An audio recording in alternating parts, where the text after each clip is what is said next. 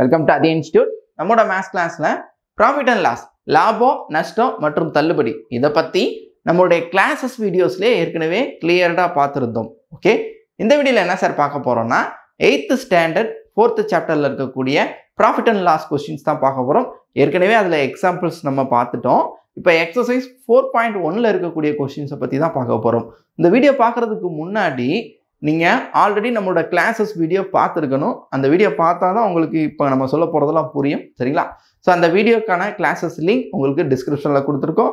So அந்த கிளாஸஸை பார்த்துட்டு அதுக்கப்புறமா இந்த வீடியோ கண்டினியூ பண்ணுங்கள். ஓகே, 8th ஸ்டாண்டர்ட் எக்ஸசைஸ் 4.2ல் இருக்கக்கூடிய கொஸ்டின்ஸ் பார்த்தலாம். First question, 8th standard exercise 4.2 question number 1ல் ஃபர்ஸ்ட் சப்டிவிஷன்.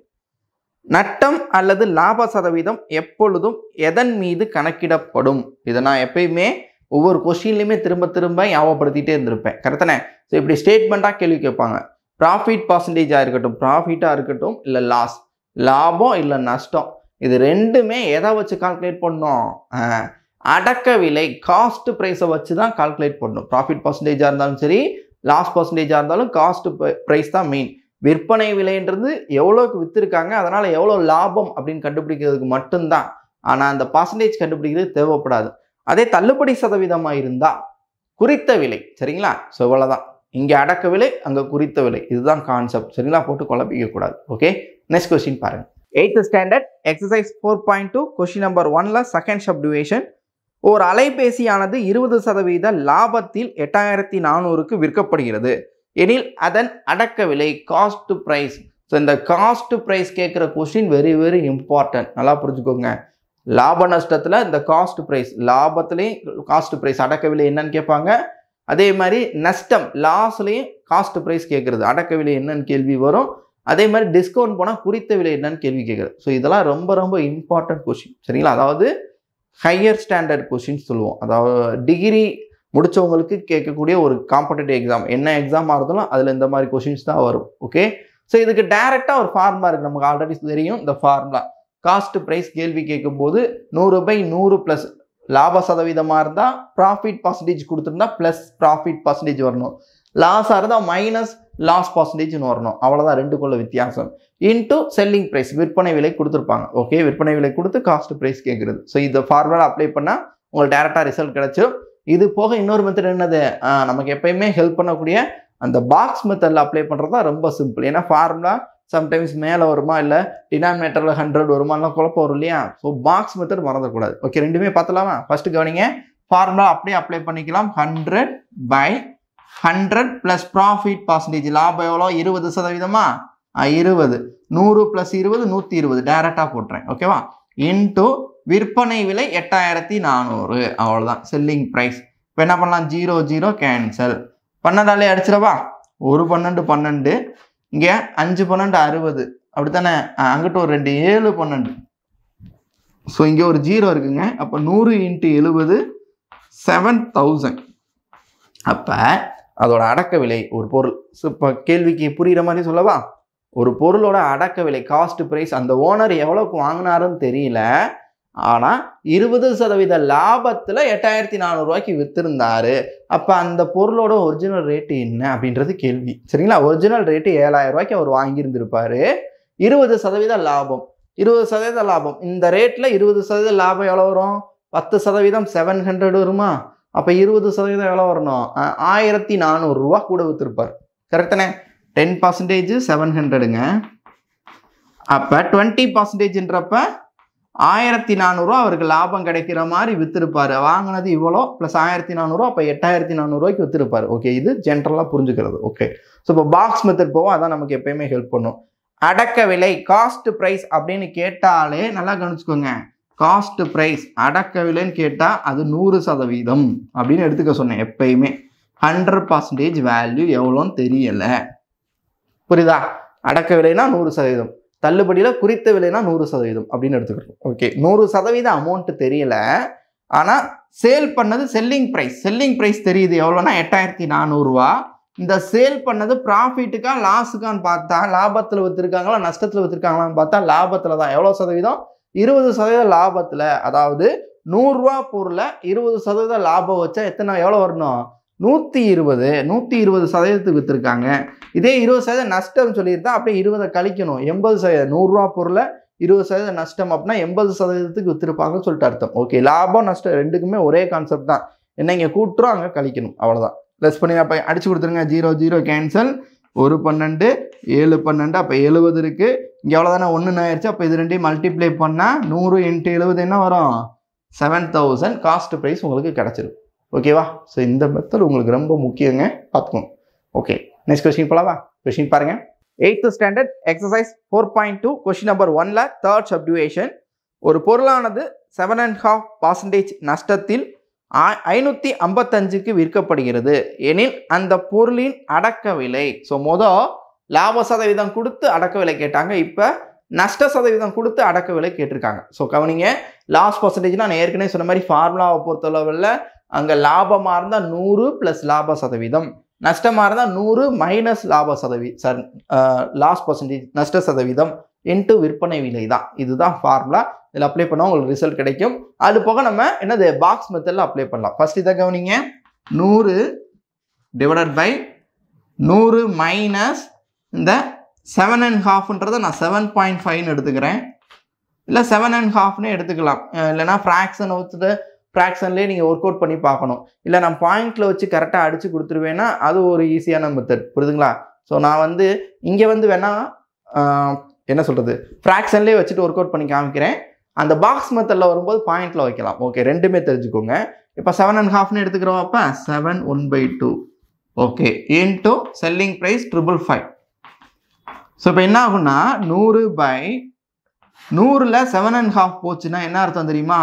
7.5 போச்சுன்னா 92 கரெக்டானே? 92.5 அதாவது 92.5ங்க. அதோட 7.5 7 ரூபா 50 காசை கூட்டினா 100 ரூபா. அப்படி தானே? 100 ரூபாவில் 7 ரூபா 50 காசு போச்சுன்னா 92 ரூபா 50 பைசா.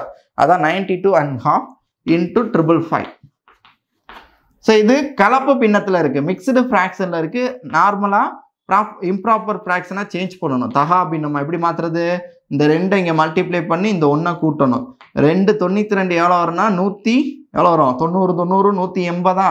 ஸோ 184 கடத்தனங்க. 184 + 1 185 185/2 கரெக்டா? 7.5 7.5 15 கரெக்ட். Okay into 555. ஸோ எப்பயுமே மேக்ஸில் டிவைடரில் ஒரு பின்னம் இருந்தால் அது மேலே போகும்போது என்ன ரெசிப்ரோக்கெலாம் தலைகீழாக போகணும். 185 இன்ட்டு 555. ஓகே, 5ஆல் அடிச்சிருவோமா? 11 111 1 1 1. இதை 5ஆல் அடித்தா 3 15 மிச்சம் 3 35ல் 7 5 37ன்னு இருக்குங்க. டேரெக்டாக இது ஒரு பகா எண் தானே, இங்கே அடிக்க முடியாது. இங்கே டேரெக்டாக அடியாகும் பாருங்கள். 1 37 3 37 அவ்வளோதான். அப்போ 100 × 2 × 3 3 6 + 6 × 100 600. ஸோ அந்த பொருளோட அடக்க விலை காஸ்ட் ப்ரைஸ் 600 ரூபா. செக் பண்ணி பார்த்துருவோமா? 600 ரூபா பொருளோட ஒரிஜினல் விலை. அதாவது ஒரிஜினல் விலைன்னா என்ன அர்த்தம்? அவர் 600 ரூபாய்க்கு வாங்கி இருந்திருப்பார். இந்த 600 ரூபாயில் இப்போ நஷ்டத்தில் வைக்க போகிறார். எவ்வளோ நஷ்டம்னா 7.5% நஷ்டம், 7.5% நஷ்டம். 1% எவ்வளோ சார் 600 ரூபாலான்னு கேட்டால் 6 ரூபா. 1% 6 ரூபா. அப்போ 7ஆல் பெருக்குன்னா 7%. 7 6 7 42. ஓகே, ஸோ இது 7%. நமக்கு எத்தனை சதவீதம் வேணும்? 7.5 அதாவது 7.5. இன்னும் ஒரு 0.5% வேணும். 1% 6 ரூபானா 0.5% 3 ரூபா. ஸோ 0.5% 3 ரூபா, 7% ஒரு 42 ரூபா. ரெண்டையும் கூட்டினா எவ்வளோ? 45 ரூபா நஷ்டமாக இருக்கும். அதனால் 555 ரூபாய்க்கு விற்றுருப்பாருன்னு அர்த்தம். ஸோ இதான் ஒரிஜினல் உண்மையான மீனிங். ஓகே, ஸோ இப்போ பாக்ஸ் மெத்தட் போகலாம். பாக்ஸ் மெத்தட் போகிறதா இருந்தால் நீங்கள் என்ன பண்ணணும்? அடக்க விலை காஸ்ட் ப்ரைஸ், அடக்க விலை என்னன்னு எடுத்துக்கிறணும்? 100% அப்படின்னு எடுத்துக்கிறணும். எப்பயுமே அடக்க விலைன்றது 100% தெரியாது. விற்பனை விலை இப்போ என்ன அர்த்தம்? என்ன விற்பனை விலை என்னன்னா, விற்பனை விலை கொடுத்துருக்காங்களா? டேட்டா எழுதிடுவோம். 555. ஓகே, ஸோ இது இப்போ தான் பார்க்கணும். இது லாபம். இது எப்பயுமே ஒரே பழக்கம். அடக்க விலை கேட்டாங்களா 100% கண்டுபிடிக்கணும். விற்பனை விலை கொடுத்துட்டாங்க, லாபத்திலையா நஷ்டத்திலையா நீ இப்போ தான் நான் யோசிக்கவே போகிறேன். எனக்கு நஷ்டத்தில் எவ்வளோனா 7.5% நஷ்டம், 7.5% நஷ்டம் ஆயிடுச்சுன்னா நான் விற்றது எவ்வளோ கொடுத்துருப்பேன்? 92.5 92.5% தான் நான் வித்திருக்கேன்னு அர்த்தம். ஸோ அந்த பர்சன்டேஜ் தான் இவ்வளோ அமௌண்ட்டு. 92.5% வித்திருந்தேன்ல, அந்த பர்சன்டேஜ் தான் அந்த அமௌண்ட்டு. அப்போ இதுதான் இந்த அமௌண்ட்னா 100% எவ்வளோன்னு கண்டுபிடிக்க போகிறோம். அடிக்க நான் 5ஆல் அடிக்கவா? 1 1 1. ஓகே, இங்கே என்ன சார் வரும்? 4 5 5 மிச்சம் 4 42 கரெக்டானே. 4 5 5 மிச்சம் 4 42ல் 8 5 40 மிச்சம் 2 5 5 25. அப்போ 18.5ன்னு வருது.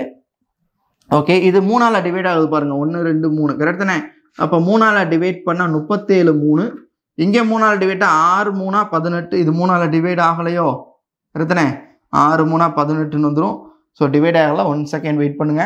இப்போ 3ஆல் அடிக்க முடியலை அப்படின்றப்ப நம்ம என்ன பண்ணிக்கலாம் அப்படின்னா, அப்படியே நிப்பாட்டிலாம்.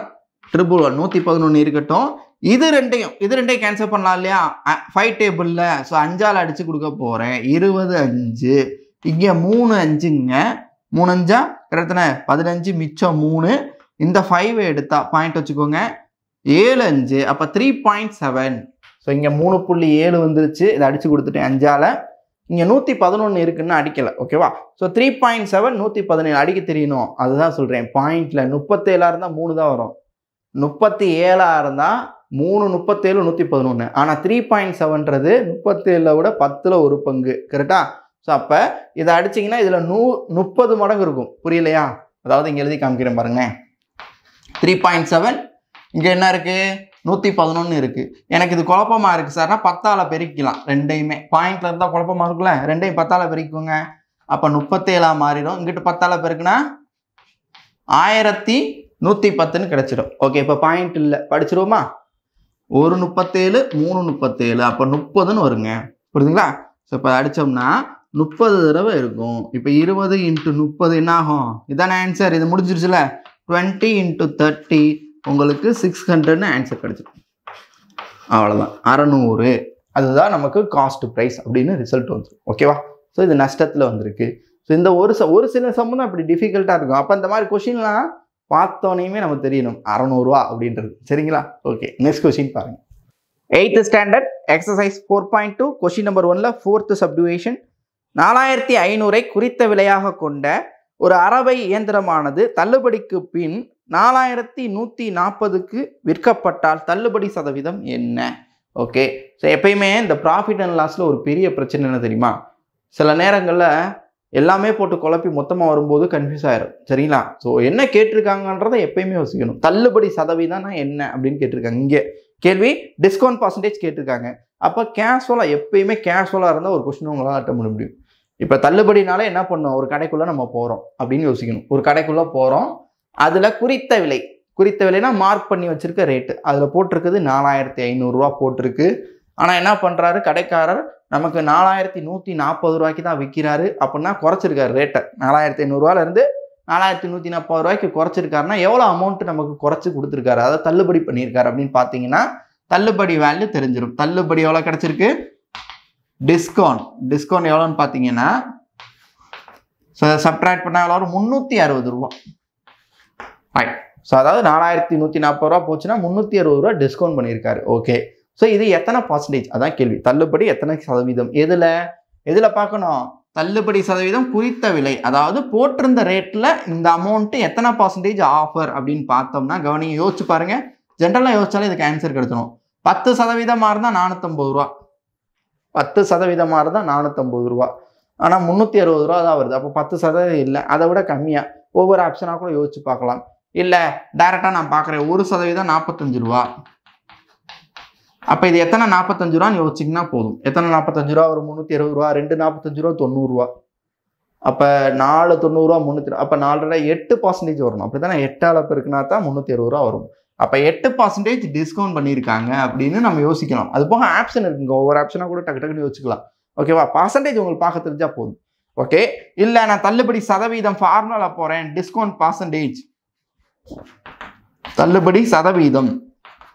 So discount divided by market price, குறித்த விலை இன்ட்டு 100. தள்ளுபடி டிவைடட் பை குறித்த விலை இன்ட்டு 100. தள்ளுபடி எவ்வளோ? 360 ரூபா டிவைடட் பை குறிக்கப்பட்ட விலை 4500 இன்ட்டு 100. அவ்வளோதான். கேன்சல் பண்ணுங்க. 0 0 கேன்சல். ஒரு 45, இங்கே எத்தனை 45, 8 45, அப்போ 8%. ஸோ எப்படினாலும் இந்த கான்செப்ட் வந்துட்டு பார்த்தீங்களா 360ல் எத்தனை 45ன்னு நீங்கள் பார்த்து தான் ஆகணும். இதைத்தான் நான் சொல்கிறேன்.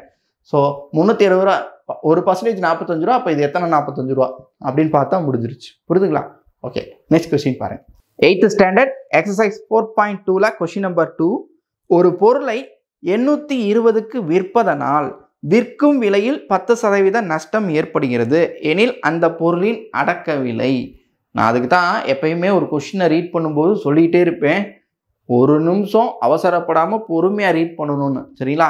இந்த கேள்வியை எல்லாரும் என்ன மாதிரி யோசிப்பீங்க அப்படின்னா கவனிங்க. 820 ரூபாய்க்கு விற்கிறாங்க, விற்பனை விலை 10% நஷ்டம். கரெக்ட் தானே? 820 ரூபாய்க்கு விற்கிறாங்க, விற்பனை விலை 10% நஷ்டம். அப்போ அடக்க விலை என்ன? 90%. அப்படிதானே? 10% நஷ்டம்னா 90%. 820 ரூபானா காஸ்ட் ப்ரைஸ் என்ன? 100% கண்டுபிடிக்கணும் அப்படின்னு சொல்லி பாக்ஸ் பத்திரலாம் போவீங்க. தப்பு. சரிங்களா? கொஸ்டினை நீங்கள் அண்டர்ஸ்டாண்ட் பண்ணதே தப்புன்னு அர்த்தம். ரைட்ல? என்ன காரணம் அப்படின்னா தெளிவாக படிங்களேன். என்ன கொடுத்துருக்காங்க அப்படின்னா, ஒரு பொருளை 820க்கு விற்பதனால் 820 ரூபாய்க்கு விற்றா 10% நஷ்டம். எதில் 10 இந்த கேள்வி எப்படி கொடுத்துருக்கணும் அப்படின்னா 820 ரூபாய்க்கு விற்றா 10% நஷ்டம். அப்போ அடக்க விலை என்ன அப்படின்னு கேட்டால் வேற. ஆனால் வார்த்தையை மீன் பண்ணி கொடுத்துருக்காங்க. அதாவது 820 ரூபாய்க்கு விற்பதனால் இந்த விற்கும் விலையில் 10%, அந்த விற்கும் விலை 820 ரூபாயில 10%, அதாவது 82 ரூபா நஷ்டம் ஏற்பட்டது. எதுக்கு? திரும்ப சொல்லவா? குழப்புதா?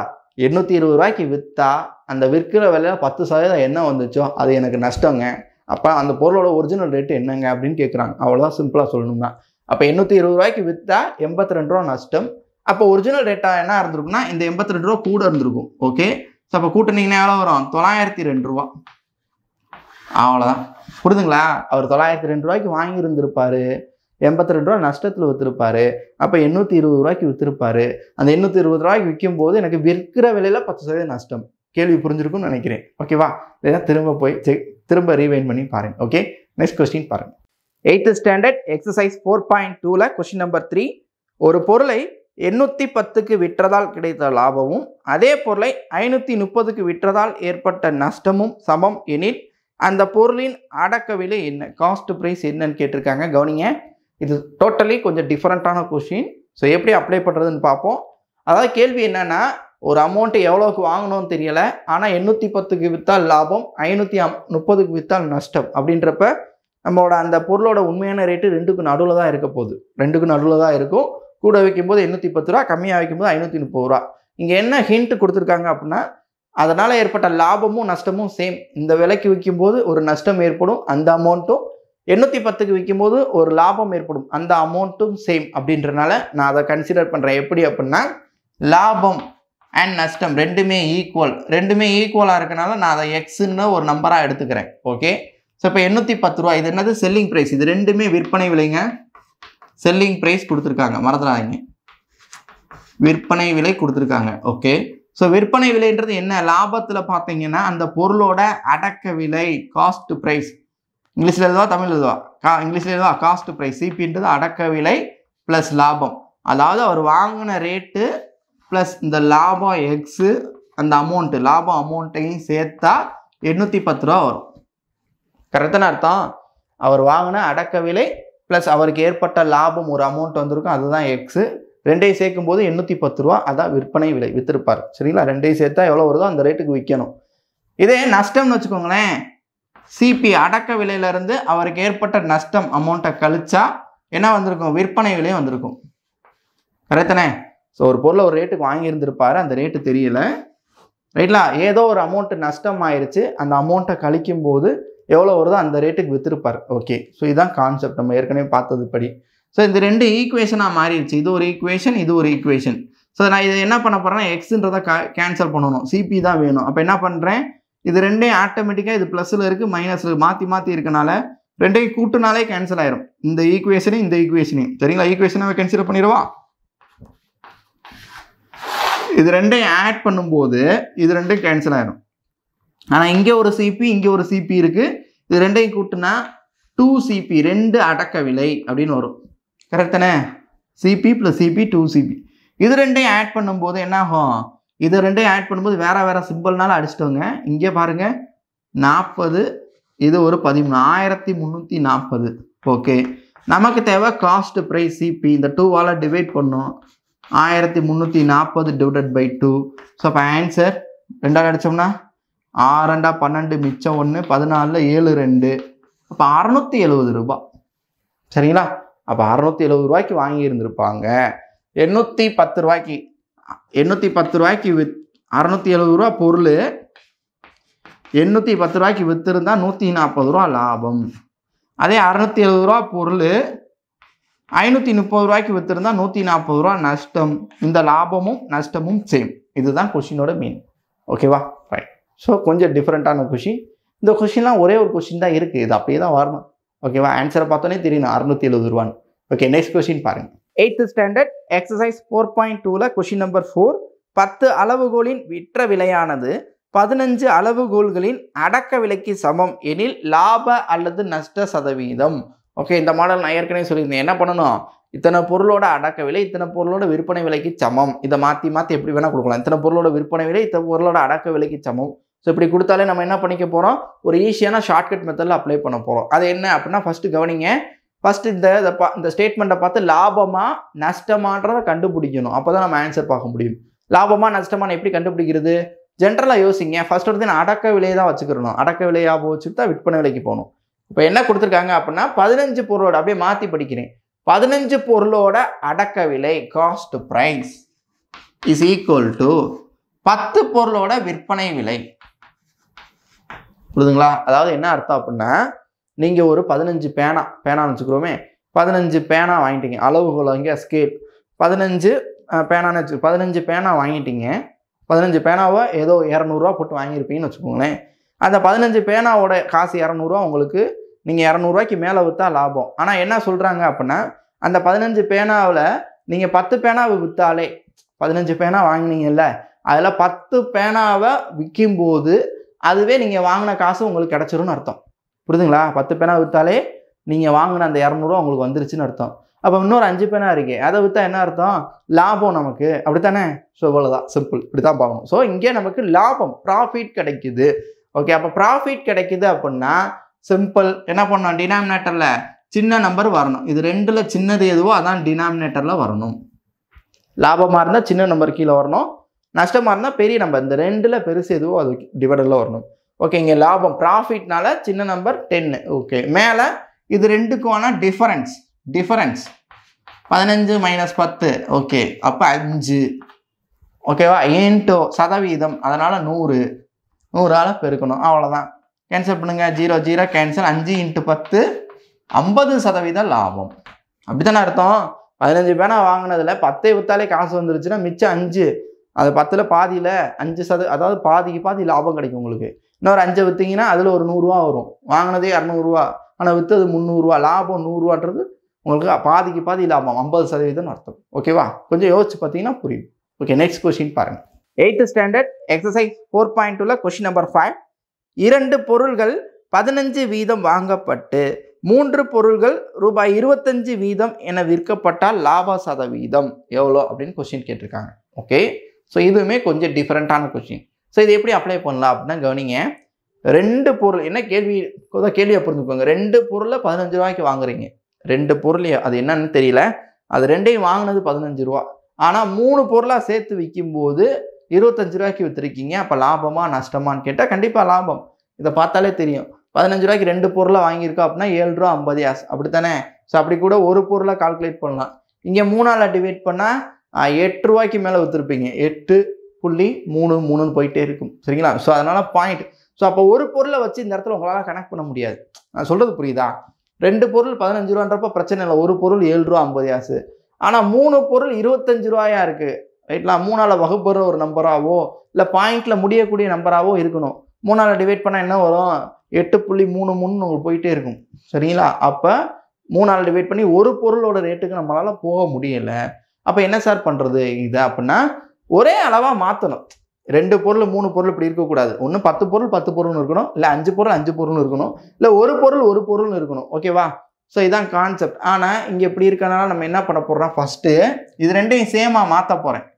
இதை 6ஆ மாற்றலாம். 3ஆல் பெருக்குனா 6ஆ மாற்றலாம். இதை 2ஆல் பெருக்குனா 6ஆ மாற்றலாம். அப்போ சேமாக மாற்றுறதுக்காக நான் எப்படி சேஞ்ச் பண்ணுறேன் பாருங்கள்.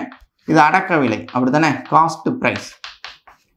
2 பொருள் 15 ரூபா அப்படின்னா 6 பொருள் யோசிச்சு பாருங்க. 6 பொருட்கள் எவ்வளோ வரும்?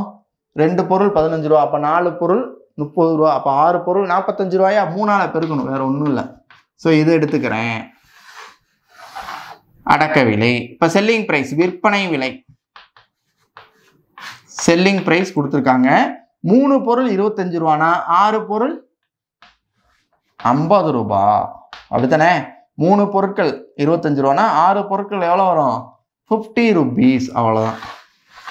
ஸோ இப்போ இதை மட்டும் நான் யோசிச்சா போதும், ரொம்ப ஈஸியாக முடிச்சிடும். ஓகே, அப்போ 6 பொருளை 45 ரூபாய்க்கு வாங்கி 6 பொருள் 50 ரூபாய்க்கு சேமாக இருக்கா? அப்போ சிம்பிள், இது 2 சேமாக ஆயிடுச்சுன்னா இங்கே வந்துடும். 45 ரூபாய்க்கு வாங்கி 50 ரூபாய்க்கு விற்றா லாபமா நஷ்டமா? லாபம். எவ்வளோ லாபம்? 5 ரூபா லாபம். ஓகே, ஸோ இது 2யும் தான் கன்சிடர் பண்ண போகிறேன். 45 ரூபாய்க்கு வாங்கி 50 ரூபாய்க்கு விற்கிறோம். ஸோ லாபம் 5 ரூபா. அது எத்தனை சதவீதம்னு பார்த்தா லாப சதவீதம் ஃபார்முலா என்ன? Profit percentage is equal to லாபம் profit by cost price into 100. அதாவது லாபம் டிவைடட் பை அடக்க விலை இன்ட்டு 100. லாபம் எவ்வளோனா 5 ரூபா, அடக்க விலை 45 ரூபா இன்ட்டு 100. அவ்வளோதான். 1 5 5 95 45 100 9ஆல் டிவைட் பண்ணுங்க. கலப்பு பின்னத்தில் வரும். 1 9 9 மிச்சம் 1, பழையபடி 1 9s are 9, ரிமைனிங் 1. அப்போ 11 1/9%. 100ல் 11 9 இருக்கும், 99, மிச்சம் 1/9%. 11 1/9% ப்ராஃபிட் அப்படின்னு கிடைச்சிடும். ஓகே, நெக்ஸ்ட் கொஸ்டின் பாருங்க. 8th ஸ்டாண்டர்ட் எக்ஸசைஸ் 4.2ல கொஸ்டின் நம்பர் 6. ஒரு ஒலிபெருக்கியை 768க்கு விற்பதால் ஒரு நபருக்கு 20% நஷ்டம் ஏற்படுகிறது. 20% லாபம் கிடைக்க ஒலிபெருக்கியை அவர் விற்க வேண்டிய விலை எவ்வளோ அப்படின்னு கொஸ்டின் கேட்டிருக்காங்க. ஓகே, ஸோ இந்த மாடலுக்கு ஏற்கனவே ஒரு கொஸ்டின் பார்த்தோம். ஓகே, ரைட் தானே. இது இந்த மெத்தட் வந்து என்ன சொன்னேன்? பாக்ஸ் மெத்தட்லேயே அப்ளை பண்ணுங்க, ரொம்ப சிம்பிள்னு சொன்னேன். பாக்ஸ் மெத்தட்லேயே 2 கேட்டேன், 2 மெத்தடில் அப்ளை பண்ணலாம். எப்படி? மொதல் அந்த பொருளோட ஒரிஜினல் ரேட் என்னன்னு பார்க்கணும், அடக்க விலை பார்த்து அதுக்கப்புறம் லாப சதவீதம் வந்தால் எவ்வளோ வரும் அப்படின்னு சொல்லி பார்க்குறது. ஸோ ஃபஸ்ட்டு அதை அப்ளை பண்ணுவோமா? ஸோ என்ன கொடுத்துருக்காங்க அப்படின்னா 768 ரூபாய்க்கு விற்றா 20% நஷ்டம். அப்போ அந்த பொருளோட அடக்க விலை எவ்வளோன்னு பார்க்க போகிறோம், cost price. So cost price எத்தனை சதவீதம் எடுத்துக்கிறோம்? 100% நமக்கு தெரியல.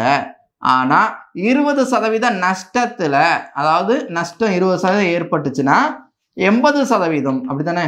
100% பொருளை 20% நஷ்டத்தில் விற்றா 80%க்கு தான் விற்றுருப்பாரு. அந்த விலை எவ்வளோ அப்படின்னு பார்த்தா 768 ரூபா. அப்போ அந்த பொருளோட ரேட் கண்டுபிடிச்சிடலாம். 0 0 கேன்சல், இங்கே அடிச்சிருவோம். 1 கேட்டால் அடிக்க முடியுமான்னு பார்ப்போமா? 9 8 72 மிச்சம் 4 வரும். ஓகே, அப்போ 9 8 9 8 72 மிச்சம் 4. இந்த 8 எடுத்திங்கன்னா 48ல் 6 8 அவ்வளோதான், 96. 96 × 10 இங்கே அடிச்சிட்டோம்ல, அவ்வளோதானே. 10 × 96. அப்போ அந்த பொருளோட வேல்யூ 960 ரூபா. புரியுதுங்களா? அந்த பொருளோட ஒரிஜினல் ரேட்டு 960 ரூபா இருந்திருக்கும். 20% நஷ்டத்தில் விற்றனால எவ்வளோ விற்றுருப்பாங்க? 768 ரூபாய்க்கு விற்றுருப்பாங்க. அதே இது 20% லாபத்தில் எந்த ரேட்டில்? இதுதான் அந்த பொருளோட அடக்க விலை, காஸ்ட் ப்ரைஸ். நீங்கள் கண்டுபிடிச்சிட்டீங்க. இதில் 20% லாபம், 10% 96 ரூபா சார். அந்த பொருளோட ரேட்டில் 10% 96 ரூபா. அப்போ 20% இன்னொரு 96 ரூபா கூட்டுனா 2 1 10 19 192 ரூபா லாபம் வரணும். அதே 20% நஷ்டம் 192 ரூபாய் கழிச்சிங்கன்னா 768 வரும். ஓகே, ஆட் பண்ணி பாருங்க. அப்போ 2 5 மிச்சம் 1 10 11மா. அப்போ 1152 ரூபாய்க்கு விற்கணும். புரியுதுங்களா? திரும்ப சொல்கிறேன். ஒரு பொருளை 768 ரூபாய்க்கு விற்றா 20% நஷ்டம். அப்போ 20% நஷ்டம்னா 80% ரேட்டு தான் 768 ரூபா. அப்போ ஒரிஜினல் ரேட்டு 100% எவ்வளோன்னு பார்த்தா 960 ரூபா ஒரிஜினல் ரேட்டு. அந்த ஒரிஜினல் ரேட்டில் 20% லாபத்தில் விற்றுருந்தா 192 ரூபா கூட விற்றுருக்கணும். அந்த ரேட்டு 1152 ரூபா. இதுதான் 20% லாபத்தில் விற்க வேண்டிய விலை. இல்லைன்னா டைரெக்டாக போய்க்கலாம். எப்படி போய்க்கலாம் அப்படின்னா, இந்த கேள்வியை படிக்கும்போதே தெரியணும். 20% நஷ்டத்தில் விற்ற விலை அப்படின்னு சொன்னனால 80%க்கு விற்ற ரேட்டு 768 ரூபா. ஓகே, ஸோ அடக்க விலையை நமக்கு தெரியும் 100. இதை நீங்கள் இதை மைண்டில் சைடில் வச்சுக்கோங்க. ஓகே, 20% நஷ்டத்தில் விற்றா 80%, இதே 20% லாபத்தில் விற்றா 20% நஷ்டத்தில் விற்றா 80%. இப்போ கேள்வி, அந்த 100 ரூபா பொருளை 20% லாபத்தில் விற்றுருந்தா 120% விற்றுருக்கணும். அப்போ அந்த ரேட்டு என்ன அப்படின்றது கேள்வி. ஓகே, இப்போ பாக்ஸ் மெத்தடில் அப்ளை பண்ணால் 0 கேன்சல், ஒரு 8, இங்கே 96 8, 96 × 120, அவ்வளோதான். 96 × 12, 12க்கு 2 மிச்சம் 1, 18 19, ஓகே, 6 9, 2 5 11, அவ்வளோதான். ஸோ இந்த 0 0 கேன்சல், கன்ஃபியூஸ் ஆகிக்க வேணாம், 8ஆல் அடிச்சிருக்கோம். ஓகே, அப்போ 1152ன்றது ஆன்சர். ஓகேவா? ஸோ 2ல் எப்படி வேணால் அப்ளை பண்ணிக்கலாம். நெக்ஸ்ட் கொஸ்டின் பாருங்கள். 8th standard exercise 4.2 question number 7ல் ஃபர்ஸ்ட் சப்டிவிஷன். ஒரு புத்தகத்தின் விலை 225 என்று குறிக்கப்பட்டுள்ளது. அதன் விற்பனையில் 8% தள்ளுபடி என்று அறிவிக்கப்பட்டுள்ளது எனில் அதன் விற்பனை விலை, செல்லிங் பிரைஸ் என்ன? ரொம்ப ரொம்ப சிம்பிளான கொஸ்டின். இந்த விற்பனை விலை எவ்வளோன்னு கேட்டாலே அது லாபமாக இருந்தாலும் சரி, நஷ்டமாக இருந்தாலும் சரி, தள்ளுபடியாக இருந்தாலும் சரி, ஈஸி. என்ன பண்ணணும் கவனிங்க. ஒரு புக் ஸ்டால் போகிறீங்க, ஒரு புக்கை எடுக்கிறீங்க, ஒரு புக்கை அப்படி கையில் எடுக்கிறீங்க. அந்த புக்கோட விலை எவ்வளோன்னு குறிச்சிருக்காங்க, அதாவது போட்டிருக்காங்க அந்த புக்கில் அப்படின்னா 225 ரூபான்னு போட்டிருக்கு.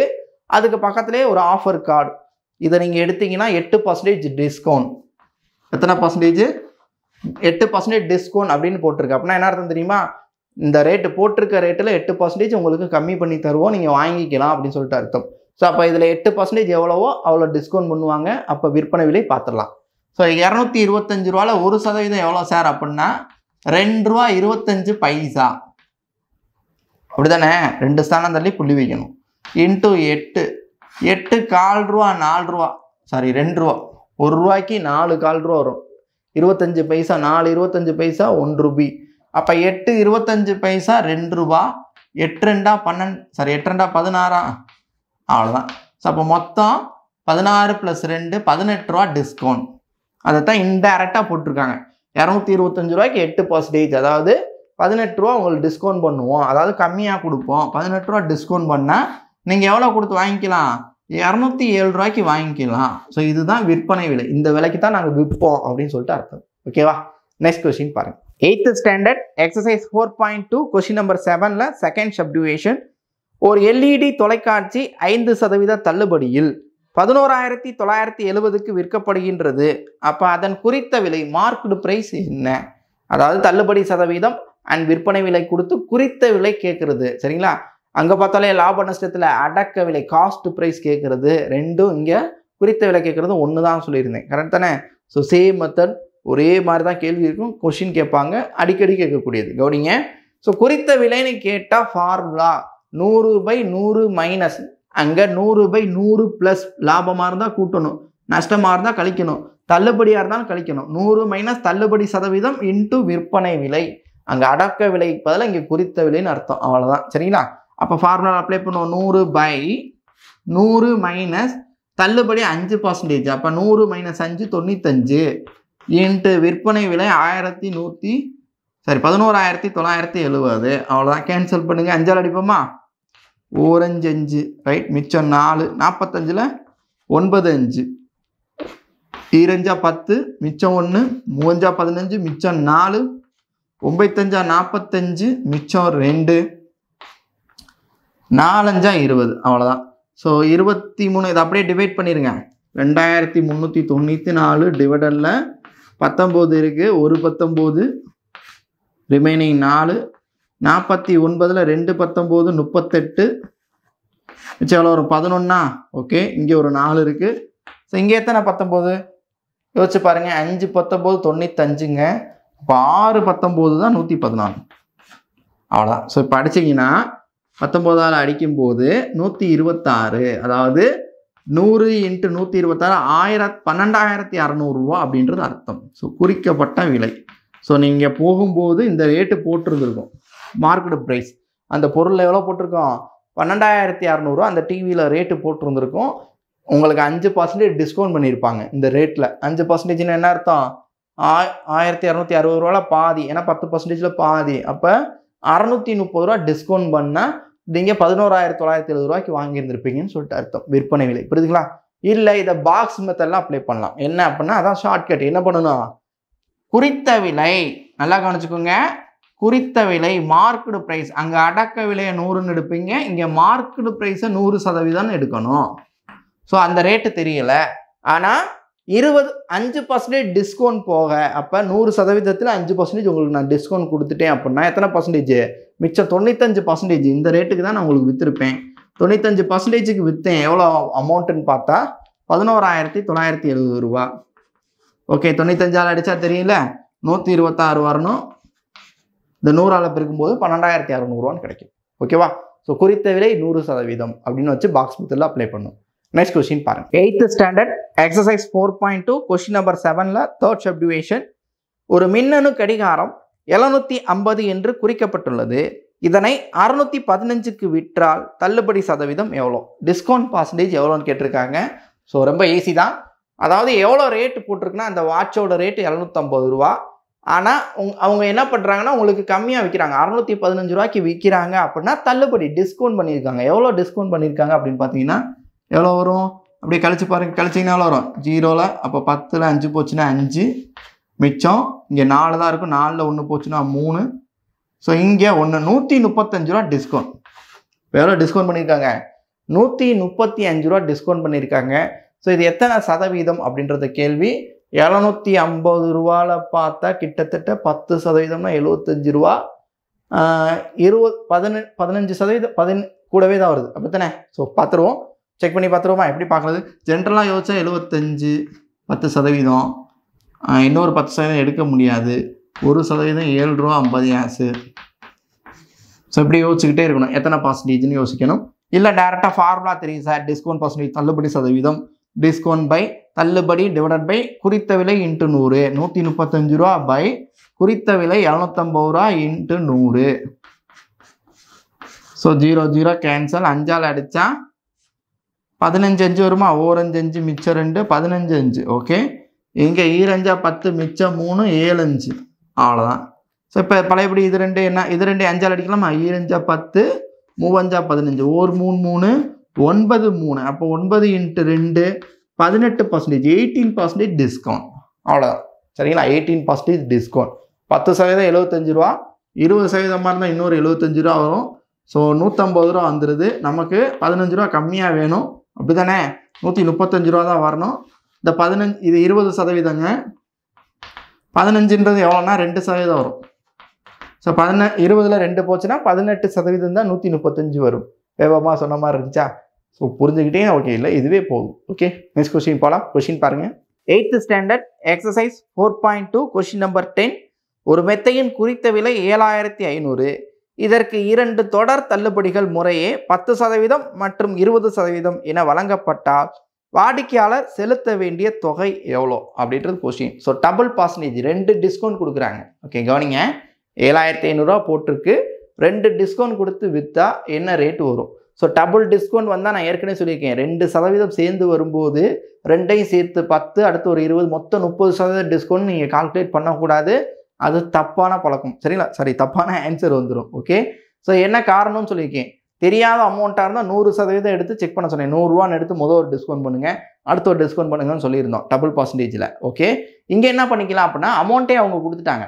அதாவது நீங்கள் போய் ஒரு மெத்தையை எடுக்கிறீங்க, மெத்தை இருக்குது, 7500 ரூபா ரேட்டு போட்டிருக்கு, சரிங்களா? ஒரு பெட்டோட ரேட்டு 7500 போட்டிருக்கு. ஸோ இதை என்ன பண்ணுறாங்கன்னா ஃபஸ்ட்டு 10% டிஸ்கவுண்ட் ஆஃபரில் விற்று பார்ப்போம்னு முடிவு பண்ணுறாங்க. ஓகே, அப்போ 10% இந்த அமௌண்ட்டில் 10% டிஸ்கவுண்ட் பண்ணால் எவ்வளோ வரும், 750 ரூபா டிஸ்கவுண்ட் பண்ணி எவ்வளோக்கு விற்கலான்னு பிளான் பண்ணுறாங்க. ட்ரை பண்ணி சப்ட்ராக்ட் பண்ணுவோமா, 50. ஓகே, ஸோ இங்கே ஒரு 7, அப்போ 6750, அப்படி தானே? 7500 750 ரூபா போச்சுன்னா 6750 ரூபா. ஸோ அப்போ 7500 ரூபாவில் 10% டிஸ்கவுண்ட் பண்ணி 6750 ரூபாய்க்கு விற்கலாம்னு சொல்லி விற்று பார்க்குறாங்க. ஒருத்தனும் வாங்க வரல, அப்படி தானே?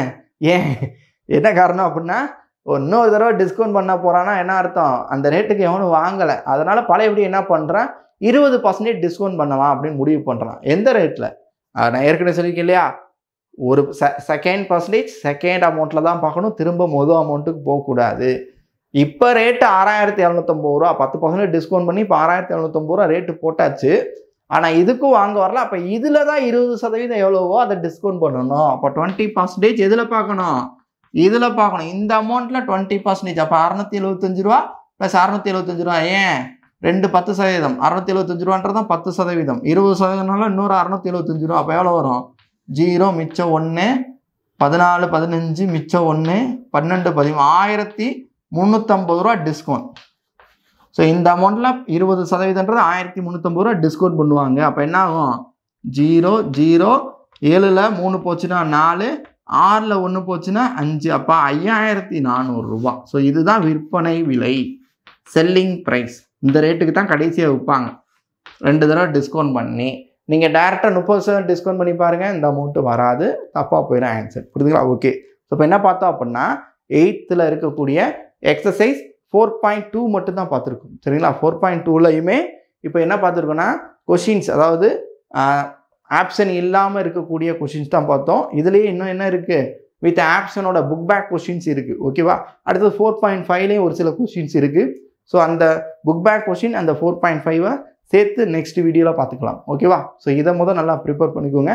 அடுத்து நெக்ஸ்ட் வீடியோவில் இருக்கிறத கம்ப்ளீட் பண்ணிடுவோம். ஓகே, நெக்ஸ்ட் வீடியோவில் பார்க்கலாம். தேங்க்யூ.